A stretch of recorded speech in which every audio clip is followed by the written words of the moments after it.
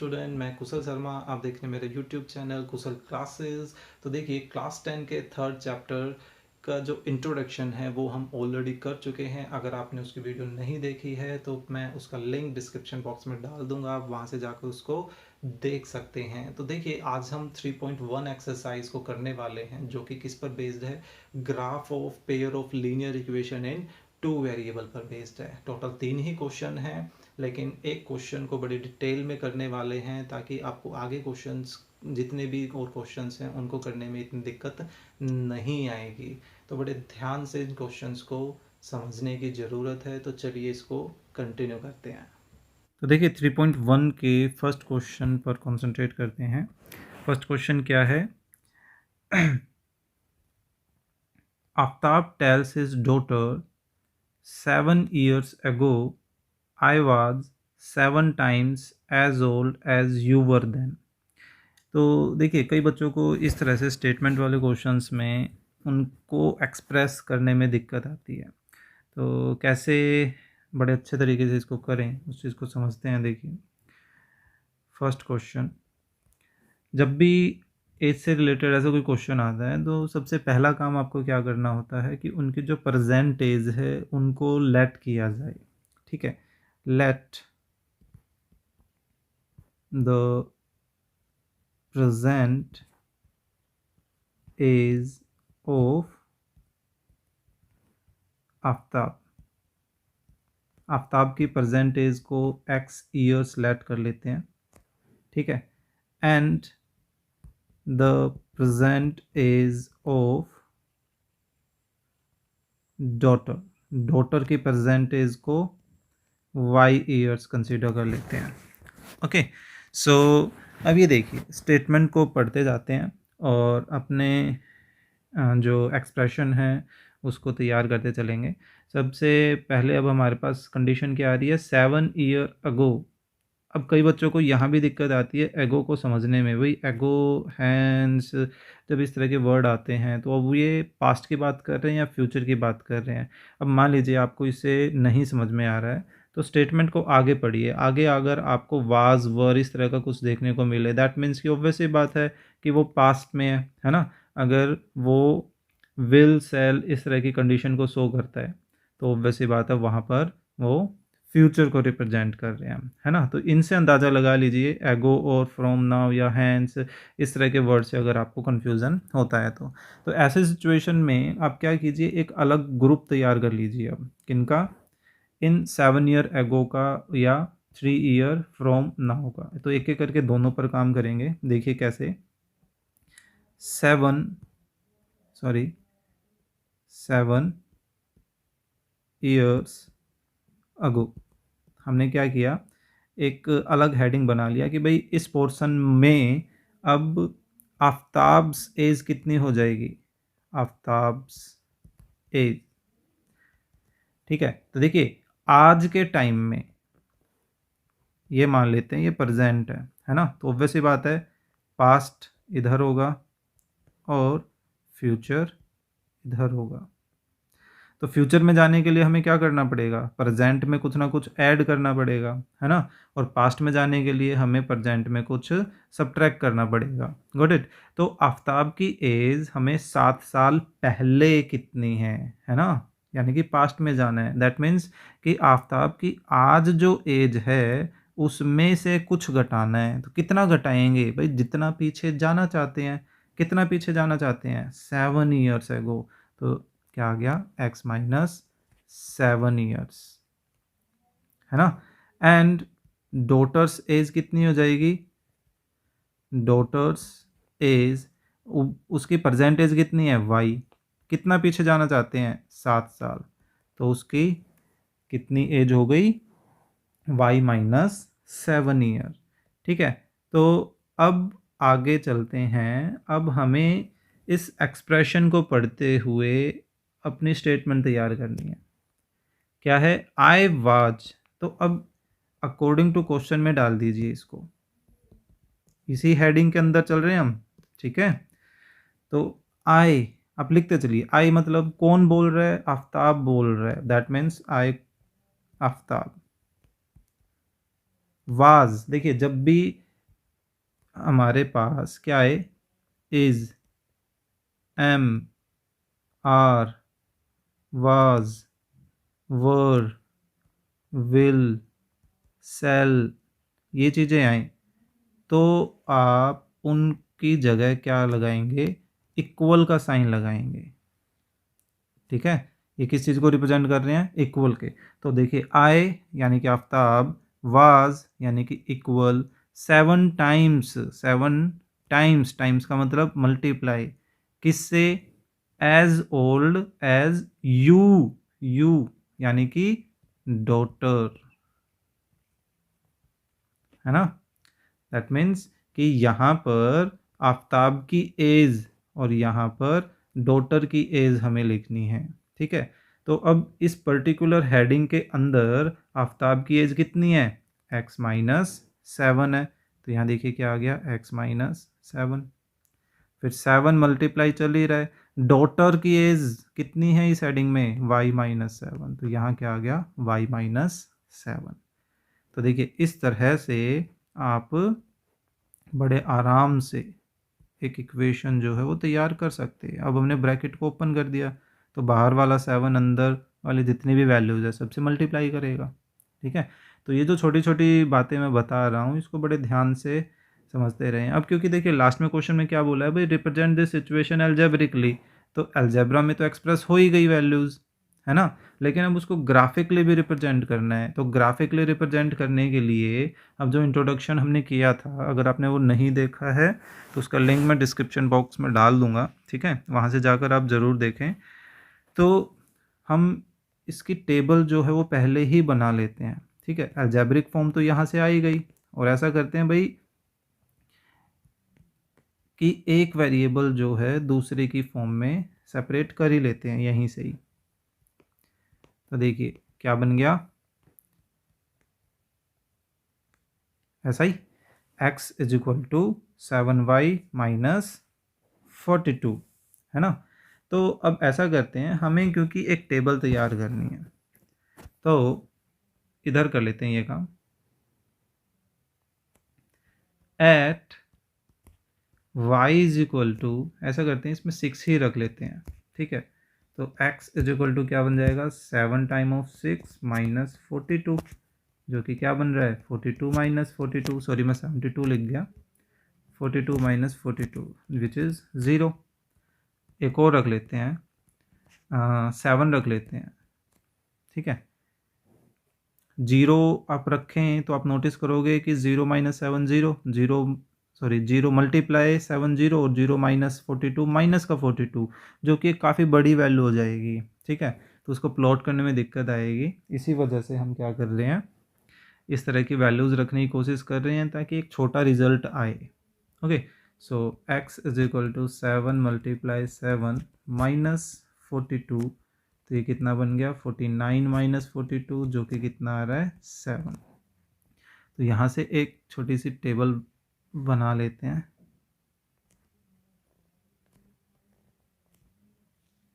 तो देखिए यहाँ से हमारे पास x और y की क्या वैल्यूज़ आ रही हैं, 0 एंड 6, है ना, x 0 और y 6।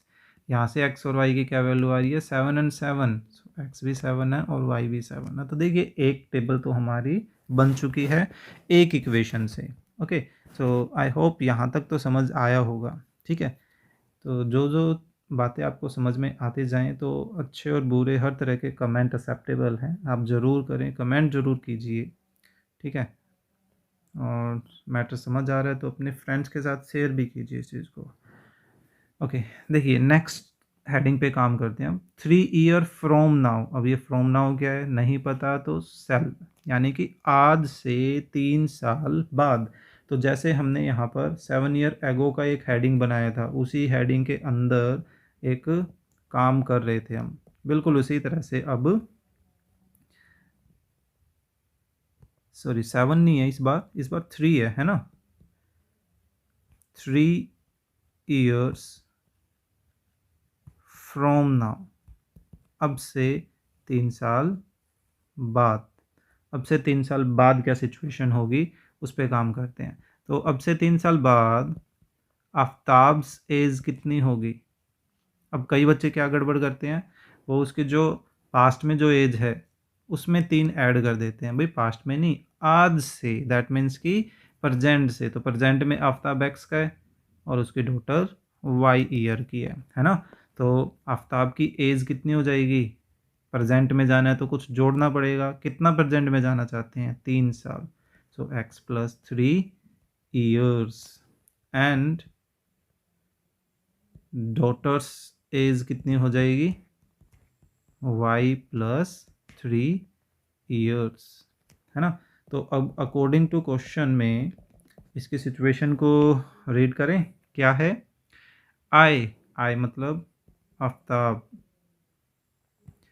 सेल मतलब इक्वल, बी 3 टाइम मतलब 3 गुना, age old as you will be, you मतलब डॉटर। ठीक है, आप इस लाइन को इग्नोर कर सकते हैं, एग्जाम में करके दिखाने की जरूरत नहीं है, ये आपको समझाने के लिए ऐसा किया जा रहा है, या वैसे कर भी देंगे तो भी कोई गलत नहीं करेगा। ठीक है, सो फिलहाल अब आफ्ताब की एज कितनी है, x plus 3 is equal to 3 multiply y plus 3, है ना। सो सिंप्लीफाई कर दें अब इसको, तो देखिए क्या बन गया, 3y प्लस 9। सो 3 को उधर शिफ्ट कर लें लेफ्ट से राइट में, तो 9 में से सब्ट्रैक्ट होगा तो 6 आ गया, है ना। फिर से इस, ये तो हो गई इसकी अलजेब्रिक फॉर्म। अब हमें क्या करना है, इसकी ग्राफ बनाने के लिए वैल्यू सब्स्टिट्यूट, तो एक्स वाई में कन्वर्टेड है तो वाई की वैल्यू ही रख लेते हैं, है ना। तो वाई की वैल्यू 0 भी रख लेते हैं, आसान सा रिजल्ट आ जाएगा।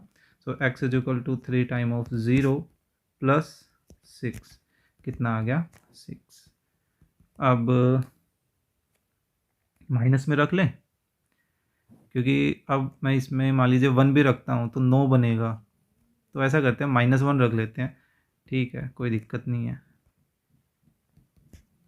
पॉजिटिव नेगेटिव सारी तरह की वैल्यूज़ पे काम करना आना चाहिए, है ना।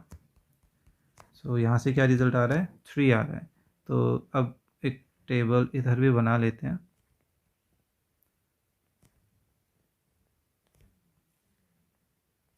देखिए x और y, यहाँ से x और y का क्या रिज़ल्ट आ रहा है, x 6 आ रहा है और y 0 आ रहा है, और यहाँ से हमारे पास x 3 आ रहा है और y -1 आ रहा है। Got it.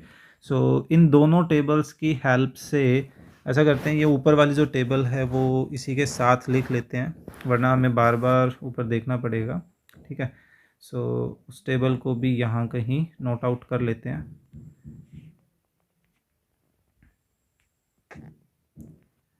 तो क्या क्या थे, आई थिंक 0 6 7 एंड 7, कंफर्म कर लें, 0 6 7 एंड 7, यस गुड। तो अभी देखिए कि हमें इसका ग्राफ जो है वो प्लॉट करना है। तो ग्राफ प्लॉट करने के लिए अब ग्राफ को नेक्स्ट पेज पे ही बनाना पड़ेगा। तो ऐसा करते हैं, इसको पिक कर लेते हैं, यहाँ पिक कर लेते हैं। ठीक है, सो देखिए x की जो मैक्सिमम वैल्यू है वो 7 तक गई हुई है, और y की जो मैक्सिमम है वो 7 तक, और मिनिमम x की बात करें तो 0 है ना, और y की मिनिमम -1 है। ठीक है, तो x के ज़्यादा उधर जाने की ज़रूरत नहीं पड़ेगी हमें। 1 2 3,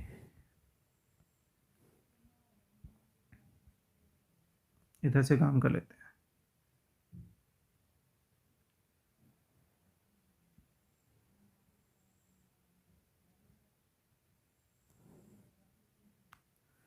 थोड़ा सा उधर हो गया ये, कोशिश कर रहे हैं कि इसके साथ बन जाए ताकि हमारा जो कैलकुलेशन वर्क है वो अच्छे से रहे। ठीक है, सो -1 यहाँ बना लेते हैं।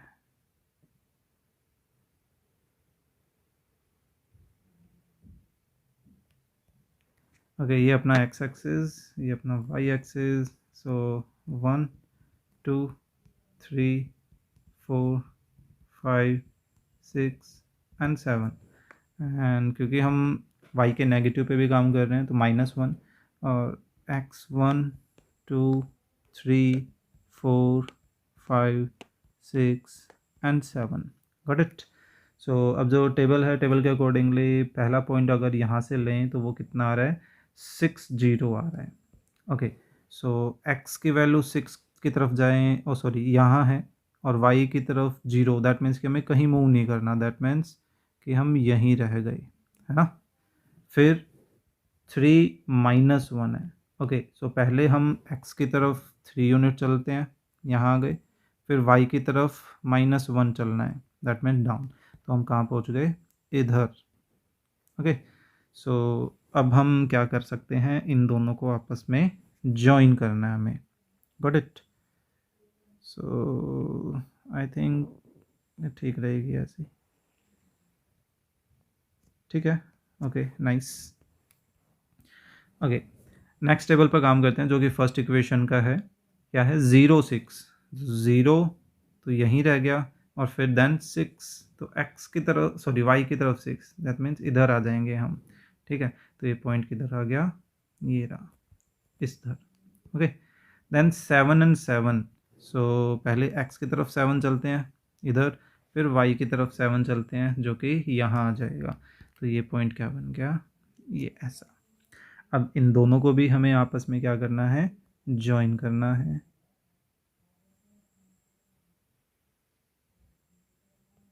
थोड़ा सा ऊपर हो गया, कोई बात नहीं, रफली बना रहे हैं बिना स्केल के, अब कंसीडर। तो देखिए हमें यहाँ पर कोऑर्डिनेट भी प्लॉट करने हैं, तो कोऑर्डिनेट भी फटाफट इनको प्लॉट कर देते हैं। ये क्या था भाई, 3 - 1 and that one is 7 7, right. Okay, so ये रहे अपना ग्राफिकल रिप्रेजेंटेशन। तो हमें देखिए क्या क्या करना था, रिप्रेजेंट द सिचुएशन एल्जेब्रिकली। तो एल्जेब्रिकली अपनी कौन कौन सी सिचुएशंस थी, एक तो ये और एक ये, क्लियर। और फिर ग्राफिकली भी हमें इसको रिप्रेजेंट करना था। ओके, सो ग्राफिकल रिप्रेजेंटेशन अपनी ये हो गई। अभी के लिए फर्स्ट एक्सरसाइज में हमें इससे कोई डिसीजन नहीं निकालना है, ठीक है। हालांकि इसको फिगर को देखते हुए ऐसा लग रहा है कि भाई ये आगे जाकर कहीं ना कहीं तो मिलेंगे, ग्राफ से बाहर बन रहे हैं फ़िलहाल की सिचुएशन में, लेकिन गारंटेड है कहीं ना कहीं तो मिलने वाले हैं, गॉट इट। तो ये था आपका question number 1। Second question start करते हैं। देखिए अब जो सेकंड क्वेश्चन है उसको थोड़ा क्विक वे में करने की कोशिश करेंगे, क्योंकि स्टार्टिंग का अगर क्वेश्चन अगर आप डिटेल में कर लेते हैं बड़े अच्छे तरीके से, तो आगे इतनी प्रॉब्लम नहीं आती है। तो देखिए सेकंड क्वेश्चन क्या है, the coach of a cricket team buy 3 bats and 6 balls for 3900 and later she buys another bat, यानी कि एक ही बैट की बात हो रही है, and 3 more balls of the same kind for 1300। सो इसको भी हमें रिप्रेजेंट करना है अल्जेब्रिकली भी और ज्योमेट्रिकली भी, दैट मीन्स ग्राफिकली की ही बात हो रही है, दो इनसे कंफ्यूज मत होना, ऊपर ग्राफिकली वर्ड यूज़ किया गया था, यहाँ ज्योमेट्रिक वर्ड सेम मीनिंग। तो यहाँ अब हम करने क्या वाले हैं, हम करने वाले हैं भाई एक बैट और एक बॉल की कॉस्ट को स्टार्ट करने वाले हैं लेट करना, ठीक है। Let the cost of 1 bat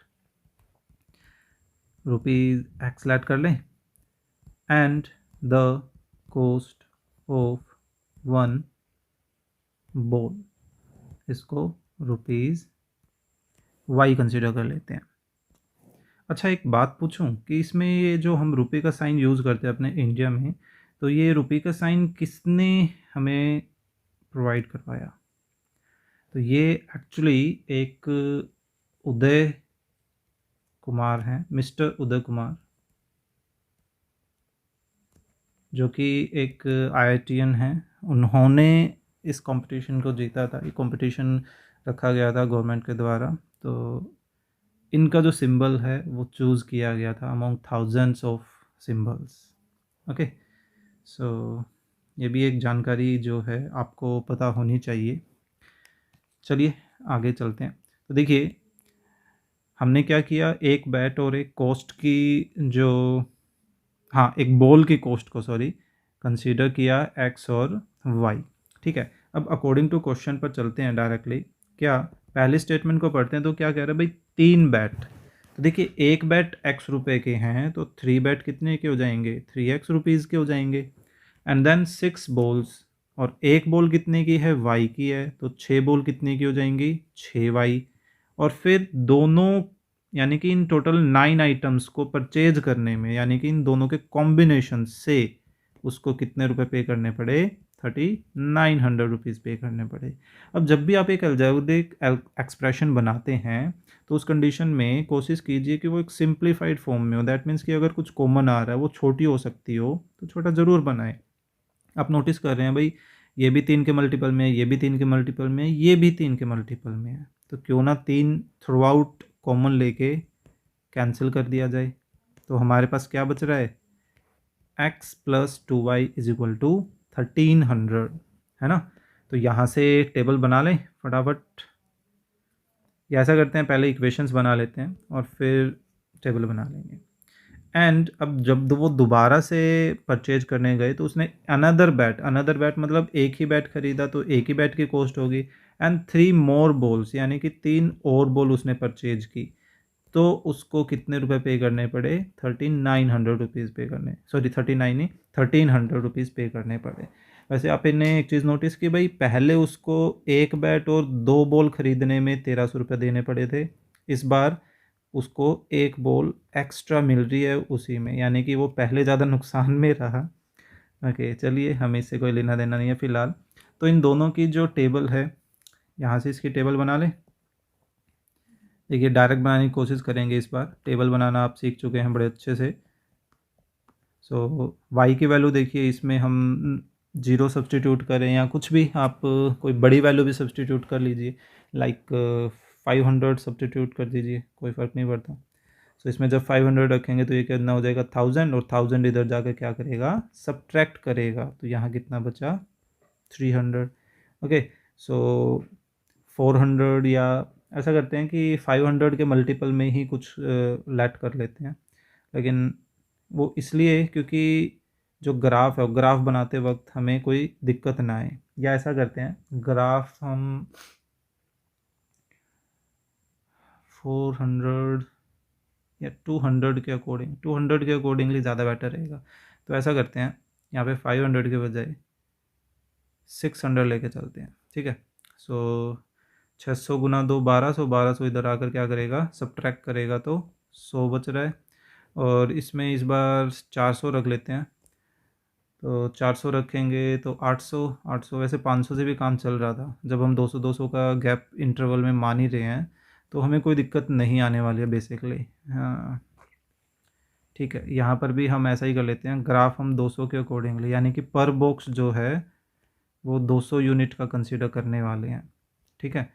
सो इसके लिए क्या बनेगा, यहाँ से भी ऐसा ही कर लेते हैं, 400 रख ले, तो देखिए 4 × 3 12, 1200 इधर आकर क्या करेगा, सब्ट्रैक्ट, कितना बच रहा है, 100, ठीक है। 3 रख लें, 3 × 3 9, 900 इधर आकर सब्ट्रैक्ट करेगा तो कितना बच रहा है, 400। ओके, तो अब इस टेबल का ये दोनों तो क्या हो गई भाई, उनकी अलजेब्रिक एक्सप्रेशन हो गई। अब हमें इनका क्या बनाना है, ग्राफ बनाना है। ओके, तो इसकी जो मैक्सिमम वैल्यू है वो देखिए कहाँ तक गई हुई है, 600 तक गई हुई है एक्स की, दोनों ही सिचुएशन में, और मिनिमम जो है वो 300 तक, ठीक है। हमारे पास 3 ही पोर्शन से काम चल जाएगा। तो देखिए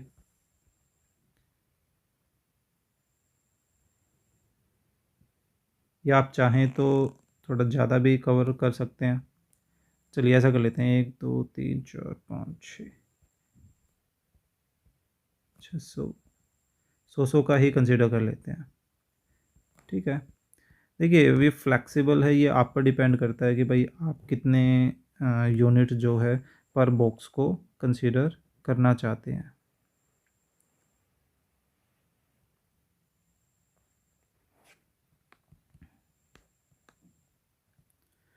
तो 300, 400, 500 एंड 600।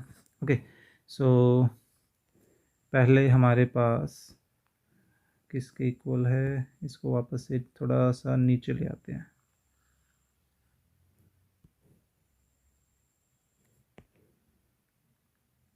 अब थोड़ा नीचे ले आते हैं,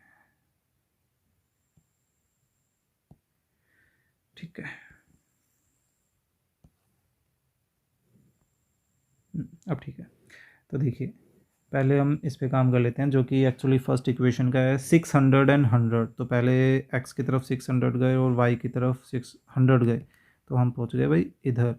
एंड देन 500 एंड 300, तो x की तरफ 500 एंड देन y की तरफ 300 मूव करते हैं, तो हम इधर पहुंच रहे हैं।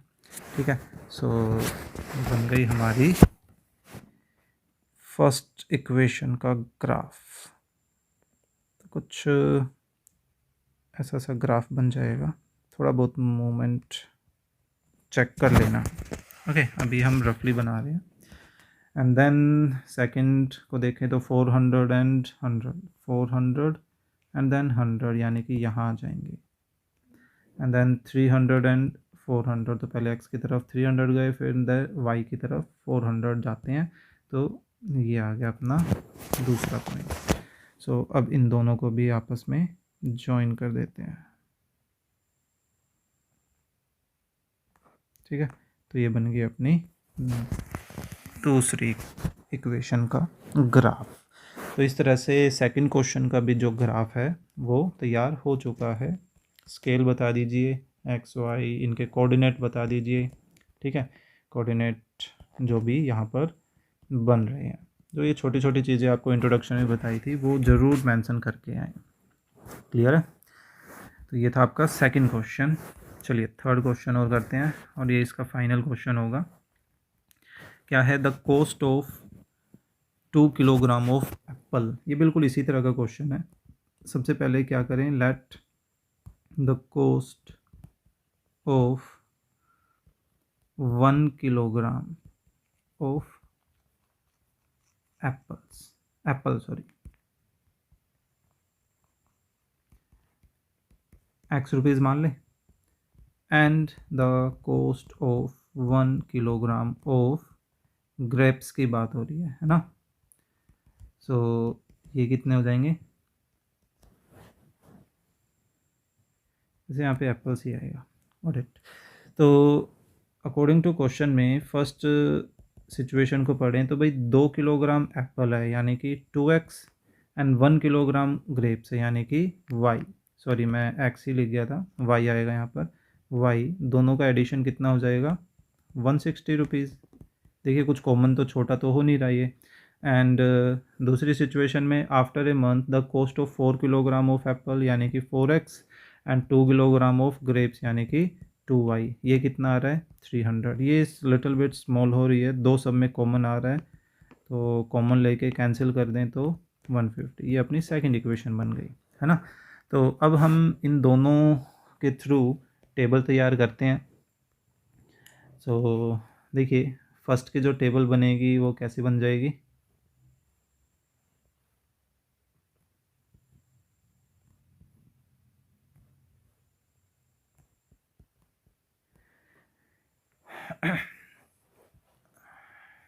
फिर से वही 200 या उसके मल्टीपल में कुछ भी कंसीडर कर लेते हैं। मान लीजिए मैं x की वैल्यू यहाँ पर 600 सब्स्टिट्यूट कर रहा हूँ। ओके, सो 1212, सॉरी 600 क्यों, माय मिस्टेक, 60। एक्चुअली माइंड अभी भी सेकंड क्वेश्चन के अकॉर्डिंग ही सोच रहा है। 60 इसमें रखते हैं तो 60, 120, 120, 160 में सब्ट्रैक्ट होएगा, उधर जाके सब्ट्रैक्ट करेगा ना, तो ये कहाँ बच रहा है? 40। ठीक है, फिर इसमें 50 रख लेते हैं, या 70 भी रख सकते हो, उससे कोई फ़र्क नहीं पड़ता। तो 50 से ट्राई करके देख लो, तो 50 रखते हैं तो 100 उधर आकर उसको क्या करेगा? सब्ट्रैक्ट, तो कितना आ गया? 60 आ गया, है ना। अब दूसरी टेबल बनाते हैं। दूसरी टेबल में देखिए, अब इसमें भी इसी तरह से कोई वैल्यू सब्स्टिट्यूट कर लेते हैं। फिर से इसमें कुछ 60 रख के देख लेते हैं। 60 रखते हैं तो 112, 120, पता नहीं कैलकुलेशन मिस्टेक हो रही है बार बार बोलने में। 120 उधर जाकर सब्ट्रैक्ट होगा तो 30। ओके, एंड देन फिर से 50 रख लें, या कुछ और भी 70 रख लेते हैं। चलो 70 में हम ज़्यादा पे काम करना ही नहीं चाह रहे, 50 ही रख लेते हैं। क्यों एक्स्ट्रा इंक्रीज़ की हमने यूनिट को। 50 रखा तो 100 इधर आकर वो क्या करेगा? सब्ट्रैक्ट, तो यहाँ से 50 आ गया। तो ओवरऑल हमारे पास जो मैक्सिमम वैल्यू बन रही है एक्स और वाई दोनों में ही, वो 60 बन रही है ना। तो इन दोनों को लेकर चलते हैं, नीचे ही मूव कर लेते हैं अगली टेबल में। तो ठीक है, चल जाएगा काम।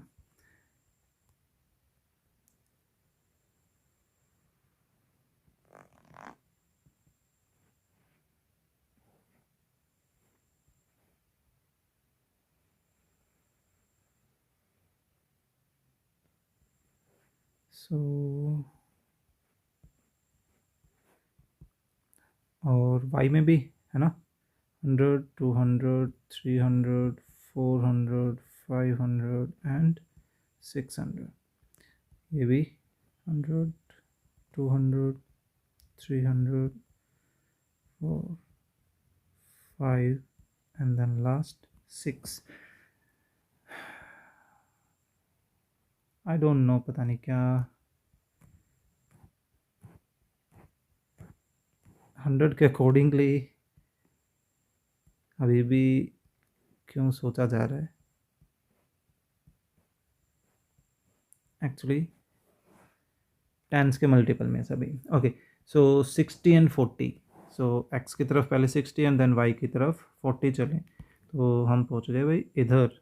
एंड देन 50 एंड 60, तो पहले एक्स की तरफ 50 एंड देन वाई की तरफ 60। ओके, सो हम पहुंच गए इधर। तो अब इन दोनों को आपस में ज्वाइन कर देते हैं। तो ये बन गई अपने इसकी required line. Got it. Next है 60-30, जो कि है, चलिए एक्स की तरफ पहले 60 एंड देन वाई की तरफ 30, इधर आ जाएंगे। सो ये आ गया अपना the point. And then 50 and 50, तो पहले एक्स की तरफ 50 देन वाई की तरफ 50, इधर एक पॉइंट है जो कि ये है। चलिए अब इन दोनों को आपस में ज्वाइन करते हैं। तो ये भी काफ़ी क्लोज ऐसा लग रहा है कि भाई पैरेलल चल रहा है, लेकिन फिर कहीं ना कहीं ऐसा लग रहा है कि भाई ऊपर की तरफ तो ये नज़दीक आता जा रहा है और नीचे की तरफ ये दूर होता जा रहा है। दैट मीन्स कि ये भी कहीं ना कहीं इंटरसेक्टिंग होगा। ठीक है, आगे की जो नेक्स्ट एक्सरसाइज है उसमें हम डायरेक्टली इक्वेशंस को देखकर ये पहचान करेंगे कि भाई ये इंटरसेक्टिंग होंगी या पैरेलल होंगी या कॉन्सिडेंटल टाइप की होंगी। ठीक है, तो ये था अपना लास्ट क्वेश्चन की अलजेब्रिक और ग्राफिकल रिप्रेजेंटेशन, है ना, x axis y axis. Questions काफ़ी आसान है। तो ये जितने भी हमने फर्स्ट एक्सरसाइज के क्वेश्चंस किए हैं, ये आपको सेकंड एक्सरसाइज में डेफिनेटली हेल्प करने वाले हैं। सेकंड एक्सरसाइज में हमें इतना टाइम नहीं लगेगा। ओके, सो आई होप आपको ये जो कंटेंट है वो समझ आया होगा। कोई भी अगर डाउट है तो वो आप कमेंट बॉक्स में ज़रूर बताएं। अगर आपको अच्छा भी लगा है, समझ भी आया है, तो भी आप कमेंट बॉक्स में ज़रूर बताएं। सो कंटेंट अच्छा है, please click the like button and share this video with your classmate. और अगर आप नए हैं इस चैनल पर तो please subscribe the channel. Thank you.